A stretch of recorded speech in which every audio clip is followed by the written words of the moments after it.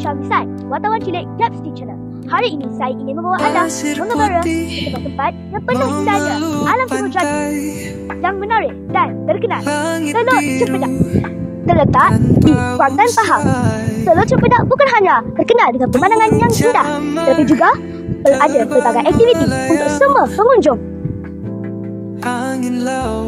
Teluk Cempedak yang terletak hanya beberapa kilometer dari pusat bandar Kuantan adalah salah satu destinasi pelancong yang paling popular di Pahang.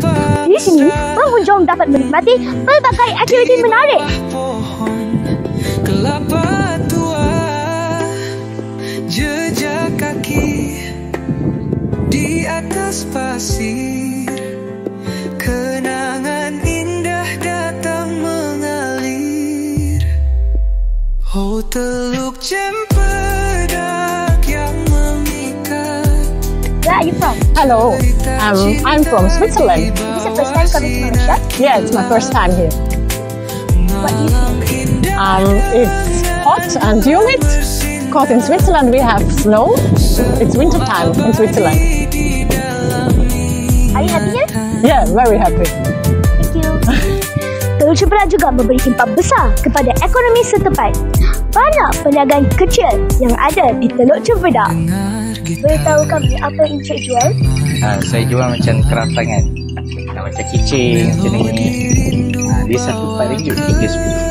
Kalau macam ni boleh buat untuk hari guru ke, hari guru, itu pun boleh saya. Macam keychain craft tangan. Pasal Encik, apakah pasal Encik berniaga di Teluk Cempedak? Kita juga baik.